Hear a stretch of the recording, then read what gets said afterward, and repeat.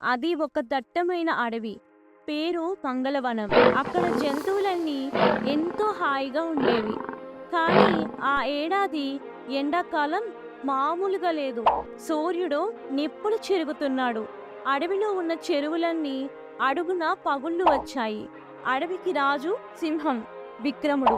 సాధారణంగా సింహం అంటే అందరికీ భయం. కానీ ఈ ఎండలకి విక్రముడు కూడా నీరసించిపోయాడు. తన గుహ ముందు ఒక పెద్ద సభ ఏర్పాటు చేశాడు. రాజా, నా తొండంలో నీళ్లు పోసుకొని చల్లుకుందామన్నా ఒక్క చెరువులో కూడా నీరు లేదు. నా పిల్లలు దాహంతో అలమటిస్తున్నారు రాజా. అవును రాజా, చెట్లన్నీ ఎండిపోయాయి, పండ్లు లేవు, మేము తినడానికి ఏమీ దొరకడం లేదు. అప్పుడు విక్రముడు గంభీరంగా గర్జించి, మిత్రులారా, ఈ ఎండాకాలం మన సహనానికి పరీక్ష. అడవికి ఉత్తర దిశలో ఒక మాయా సరస్సు ఉందని మా తాతలు చెప్పేవారు. అది ఎప్పుడూ ఎండిపోదట. కానీ అక్కడికి వెళ్ళడం అంత సులభం కాదు అని చెప్పాడు. అడవిని కాపాడుకోవడానికి ఒక బృందం బయలుదేరింది. అందులో తెలివైన నక్క, బలమైన ఏనుగు, వేగంగా వెళ్లే జింక మరియు అందరినీ గమనించే గద్ద ఉన్నాయి. దారి పొడవునా ఎండ తీవ్రత పెరిగిపోతూ ఉంది. నేలవేడికి జింక కాళ్ళు కాలిపోతున్నాయి. మధ్యలో ఒక ఎండిపోయిన వాగు దగ్గర వారు ఆగారు. అక్కడ ఒక ముసలి తాబేలు కనిపించింది. తాత, మాయా సరస్సు ఎక్కడుందో మీకు తెలుసా అని అడిగింది జింక. తాబేలు నవ్వి, దూరంగా కనిపించే ఆ నీలి కొండల వెనుక ఉంది. కానీ అక్కడకు వెళ్ళాలంటే మీరు మీ స్వార్థాన్ని వదిలేయాలి అని చెప్పింది. వారు ప్రయాణం సాగిస్తూ ఉండగా దారిలో ఒక ఇసుక ఎడారి లాంటి ప్రాంతం వచ్చింది. అక్కడ ఎండాకాలం ప్రభావం వల్ల గాలి కూడా వేడిగా వీస్తుంది. నక్కకు ఒక ఆలోచన వచ్చింది.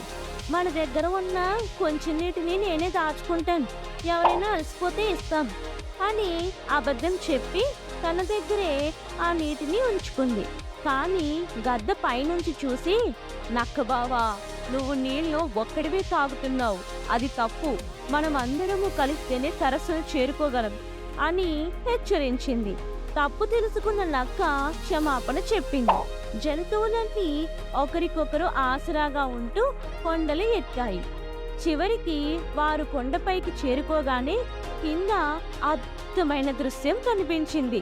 చుట్టూ పచ్చని చెట్లు, మధ్యలో నీలి రంగులో మెరుస్తున్న సరస్సు. అది అచ్చం స్వర్గంలా ఉంది.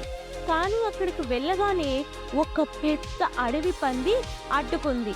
ఇది నా ప్రాంతం, ఇక్కడ నీళ్లు తాగాలంటే మీరు నాకేదైనా బహుమతి ఇవ్వాలి అని గర్జించింది. అప్పుడు తెలివైన గద్ద ఇలా అంది, వరాహరాజా, ఈ ఎండాకాలం వల్ల మా అడవి అంతా ఎండిపోయింది. మేము చనిపోతే ఈ సరస్సును చూడడానికి ఎవ్వరూ ఉండరు. నువ్వు మాకు సహాయం చేస్తే వానాకాలం వచ్చాక మా అడవిలో దొరికే రుచికరమైన దుంపలను నీకు పంపిస్తాం, సరేనా? వరాహ ఆలోచించి వారి బాధను అర్థం చేసుకొని దారి ఇచ్చింది. జంతువులన్నీ కడుపు నిండా నీళ్లు తాగి తమతో తెచ్చుకున్న పెద్ద పెద్ద కాయలలో నీటిని నింపుకొని తిరిగి అడవికి బయలుదేరాయి. ఆ నీటిని తెచ్చి అడవిలో ఉన్న చిన్న గుంటల్లో పోశారు. అది చూసి మిగిలిన జంతువులన్నీ ఎంతో సంతోషించాయి. కొన్ని రోజులకు ఆకాశంలో మేఘాలు పట్టాయి. చిట్టపట చినుకులు మొదలయ్యాయి.